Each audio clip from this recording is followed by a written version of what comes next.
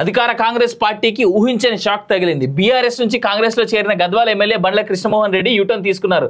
తాను తిరిగి బీఆర్ఎస్ లో చేరుతున్నట్టు ప్రకటించారు. ఈ మేరకు మంగళవారం బీఆర్ఎస్ వర్కింగ్ ప్రెసిడెంట్ కేటీఆర్ ను అసెంబ్లీలోని ప్రతిపక్ష నేత ఛాంబర్ లో కలిశారు. తాను మళ్ళీ సొంత పార్టీలోనే కొనసాగుతానని ఆయనకు చెప్పారు. దీంతో కృష్ణమోహన్ రెడ్డి తీసుకున్న ఘర్ వాపసీ నిర్ణయం రాజకీయ వర్గాల్లో చర్చనీయాంశంగా మారింది. గత డిసెంబర్లో జరిగిన అసెంబ్లీ ఎన్నికల్లో కాంగ్రెస్ అధికారంలోకి వచ్చిన 64 స్థానాలతో బోటి మెజారిటీ మాత్రమే సాధించడం, అధికారం కోల్పోయిన బీఆర్ఎస్ కు 39 సీట్లు దక్కడం తెలిసిందే. ఈ నేపథ్యంలో కాంగ్రెస్ ఆపరేషన్ ఆకర్ష్ కు తెరతీయగా బీఆర్ఎస్ నుంచి ఒకరి తర్వాత ఒకరు 10 మంది ఎమ్మెల్యేలు హస్తంగూటికి చేరుకున్నారు. దీంతో వీరిపై ఫిరాయింపుల నిరోధక చట్టం కింద చర్యలు తీసుకోవాలంటూ బీఆర్ఎస్ నాయకత్వం న్యాయస్థానాన్ని ఆశ్రయించింది.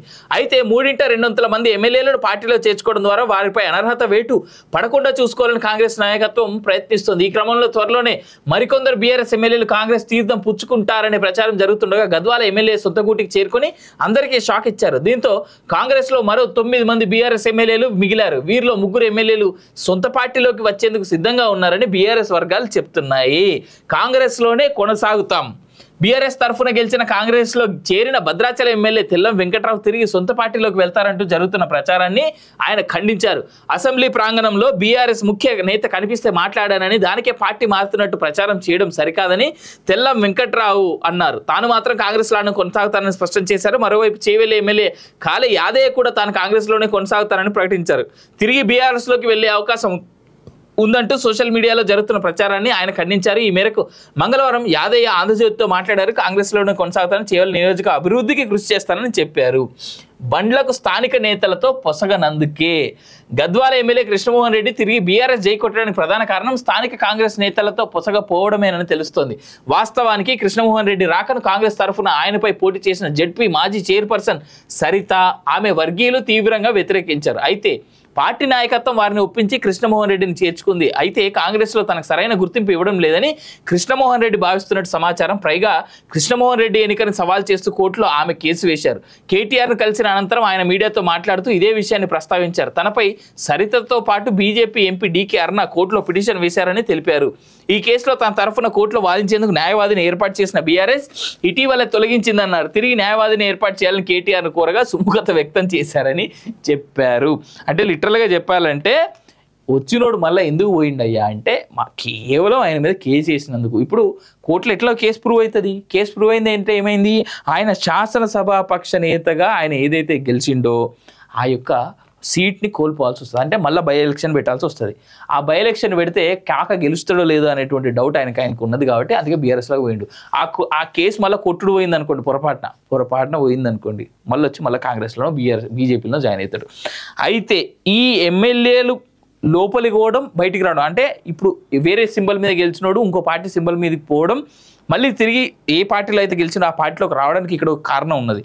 కొన్ని రోజుల క్రితం నేను సీనన్న లేదా సీనన్న డైరెక్ట్గా మీ అందరితో చెప్పినటువంటి మాట, బీఆర్ఎస్ పార్టీని బీజేపీలో విలీనం అనేటువంటి చర్చలు ఏవైతే జరుగుతున్నాయో ఇంకా ఫైనలైజ్ స్టేజ్కి రాలే.